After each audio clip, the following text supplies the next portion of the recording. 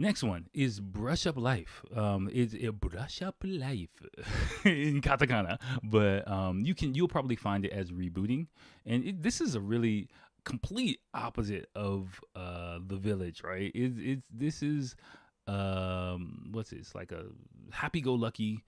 On the surface, it shouldn't be, but it's a lighthearted Japanese comedy about a 33-year-old single Japanese woman who lives with her family, and she is a member of a trio of friends. Who is it? Trio is no, four of them. It's four of them. Four friends. It's her and her four friends. Who no, three or four? Damn it, I forgot. Oh no, it's three. It's three friends. Okay, don't even listen to me. Forget what I just said. Okay, because it gets kind of complicated. But it's three friends, and she's the main character. And suddenly she dies. Basically, that's the show. She dies, and she's reincarnated though. But she comes back as herself, so she has to relive her life. That's why it's brush up life, like meaning she has to brush up on her karma. Basically, she has to brush up on her karma, where she gets to reboot her life. Basically, she just relives the exact same life over and over again several times. But it is my wife, halfway through me watching it, my wife started watching it and she got into it, and we watched it all the way to the end.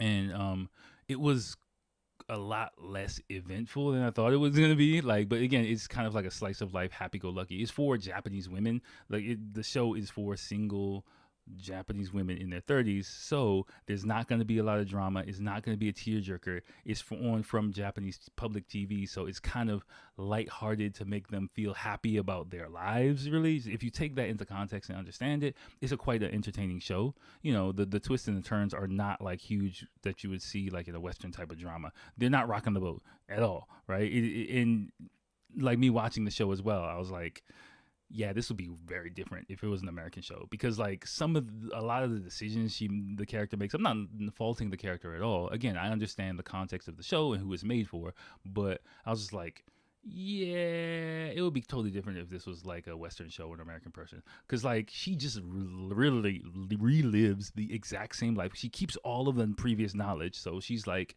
her second lifetime. She's like, yeah, I'm kind of 45 right now, I'm 72 right now, but I'm in elementary school. I'm like, yo, I would be stinking rich. You know what I'm saying? I'm investing in Google. I'm like making a startup. I'm patenting like a bunch of stuff. I'm buying stocks, all these things, but money never gets brought up at all in the show at all. Like, it's just like, we got to do this thing to help these people so that I can get my karma up or something like that. Like, but the reason why I initially became interested in the show and why I recommend it for you is because you get to hear the banter of basic Japanese women, I guess. Like, it's just, the banter in the show was really interesting, and also seeing like the lives of kind of typical like ordinary Japanese women in that demographic. The things they have, their coming of age ceremony, and how they keep in contact with people from high school, and how they just randomly run into people that they haven't seen in 10 years ago and then go out to dinner with them. Like, all of those things I hear really do happen. Like, hey, let's have a reunion even though we haven't talked for like 15 years. That kind of happens, and 5 of them come together. That kind of happens in Japan quite a bit. It's apparently a really common thing, which seems really weird to me as like an American person, but it was educational and interesting for me. I really recommend it. I don't think you'll laugh as much, but it is entertaining, quite entertaining, just to watch the internal dialogue or the dialogue between the main characters. And they're all really good, competent actresses. Like, there's one or two guest appearances and cameos by established actors that I know as well. The main actress, there's another movie for her that I put on my list that I'm going to check out whenever I have time. So yeah, let me know what you think about it. Before I forget, please like, subscribe, leave a comment, hit the notification bell. That's what everyone says. But if you want to do that, you can. But I would just prefer that you like, subscribe, and comment as much as you can. That'll definitely help everything out.